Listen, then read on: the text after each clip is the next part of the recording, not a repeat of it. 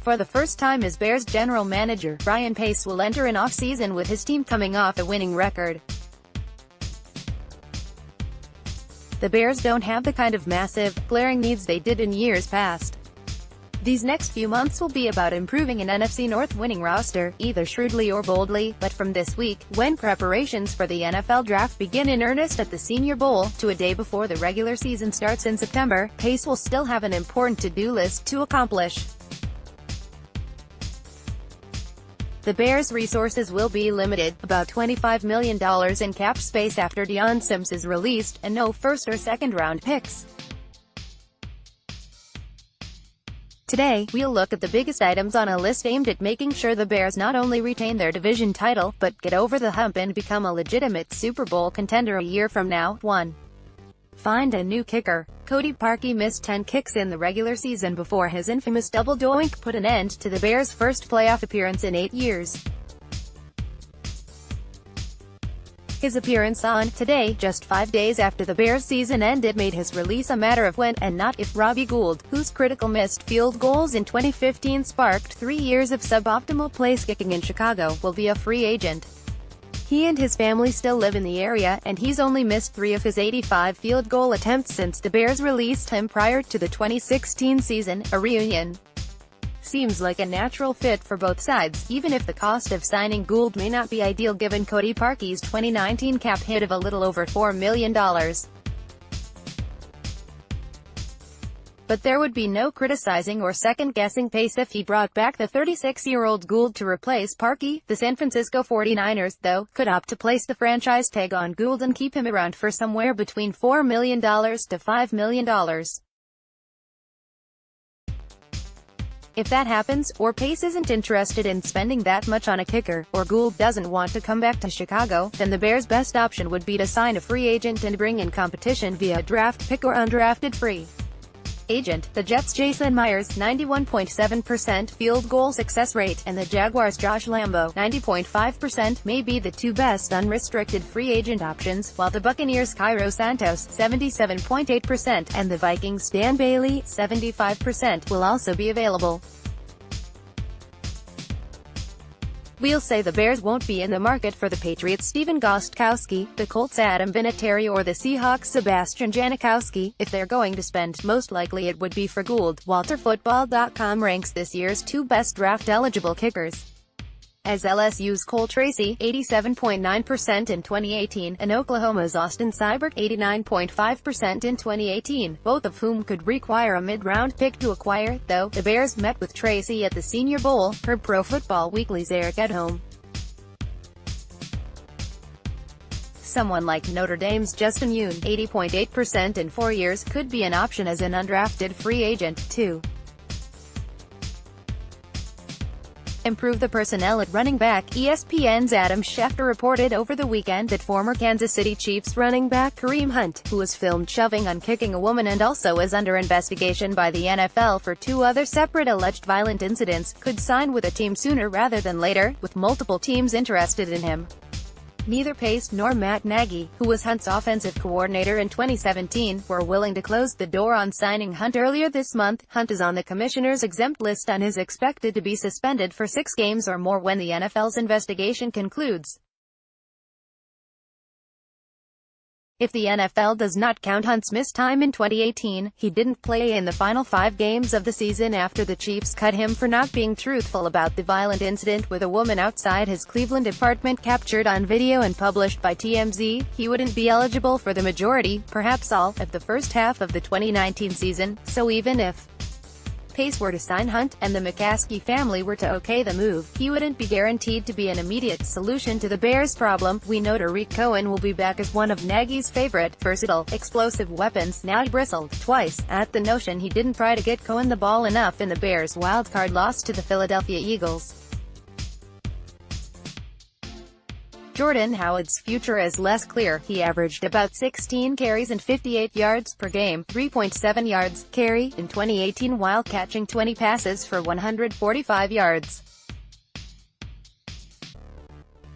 credit Howard with greatly improving his hands in an attempt to better fit Nagy's offense, but the Bears need a more dynamic pass-catching running back who can also be more consistently effective on the ground. That doesn't mean the Bears will necessarily cut ties with Howard, who still has 1 year left on his cheap rookie contract.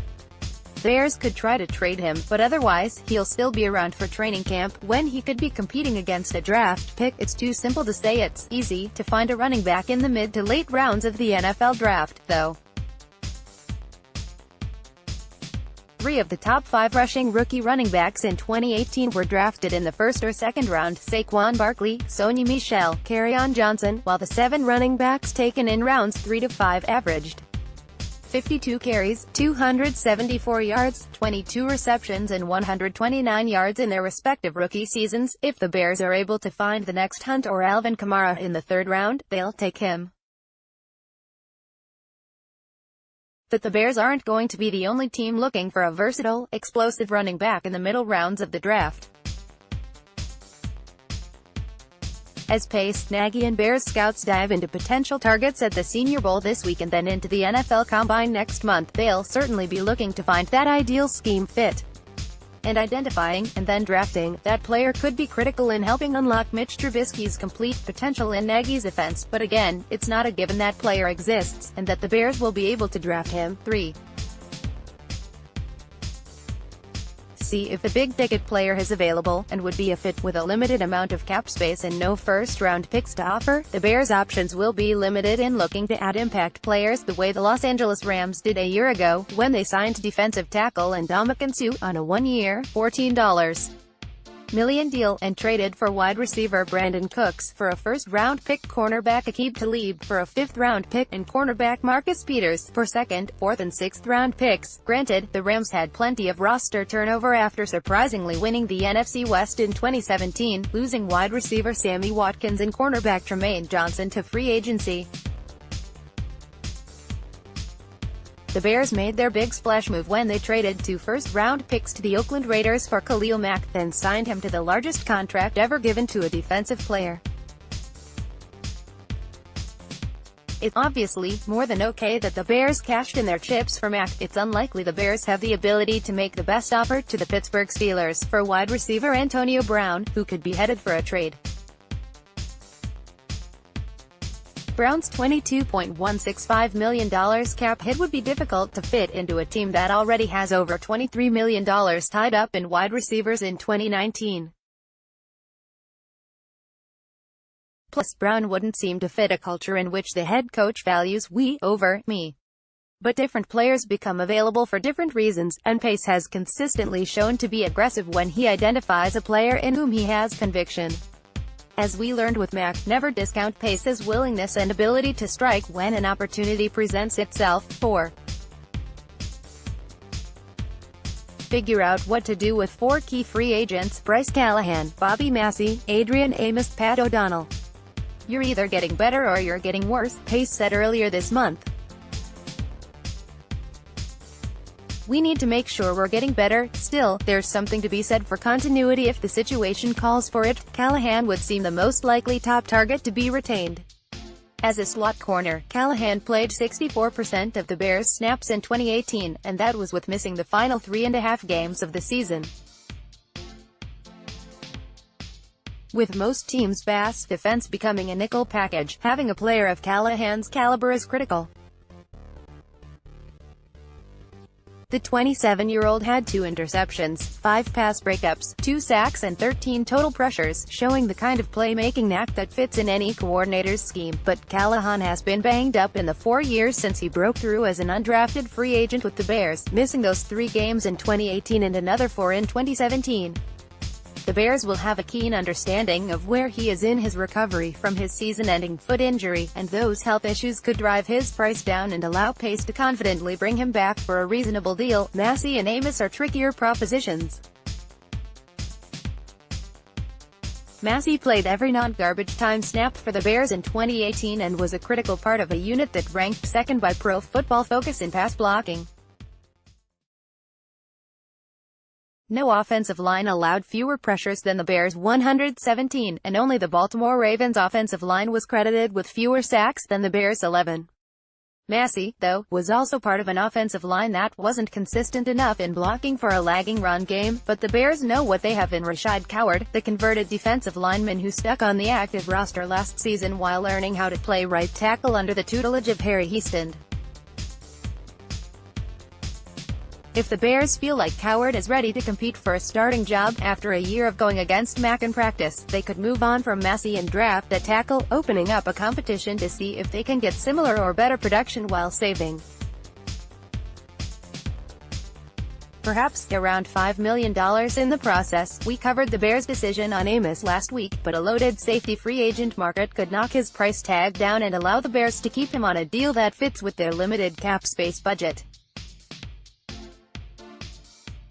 Alternatively, this year's deep safety class could allow the Bears to target a veteran on a short-term deal while drafting someone to compete for playing time, and perhaps eventually take over that safety spot long-term. As for O'Donnell, he had a decent year punting, one with which special teams coordinator Chris Tabor seemed pleased, but his shanked punt that set up the Philadelphia Eagles' go-ahead scoring drive may leave a bad taste in the Bears' mouth.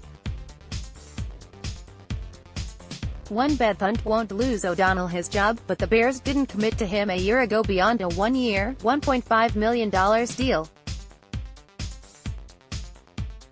Pace may look to go the undrafted free agent route to save cap space for more pressing needs. 5. Improved depth across the board. Outside linebacker Aaron Lynch will become a free agent, and provided solid, important depth when he was healthy. But he was a Vic Fangio guy dating back to their days in San Francisco, and coupled with Sam Acho's early season-ending pectoral injury, the Bears were left to rely on Isaiah Irving and Kylie Fitz behind Mack and Leonard Floyd at times, including the wild-card playoff game against the Eagles. There's no such thing as too much edge rushing depth, and while the Bears could bring Acho back, perhaps on a restructured deal, they'll need to address the depth chart behind Mack and Floyd via free agency and the draft. The same goes for cornerback. Undrafted free agent Kevin Tolliver too has projectable length and athleticism, while Sherrick McManus played well while filling in for Callahan late in the season. Perhaps this depth can be addressed through Tolliver, McManus and someone who was on the practice squad in 2018, like local product Michael Joseph. But the Bears haven't drafted a cornerback since taking DeAndre Hall in 2016, and even then, he was moved to safety. Bringing in some competition for Tolliver via the draft would be a good play by Pace, as would adding a free agent or two to this group to add a veteran presence to what'll shape up to be a training camp competition. The Bears look to have good depth at wide receiver, defensive line and inside linebacker, but Pace has shown a willingness to draft players based on conviction more than need. 6. Hammer out an extension for Cody Whitehair. Whitehair was a late addition to the NFC Pro Bowl roster this week, and his durability, solid play and close relationship with Trubisky make him worthy of a contract extension.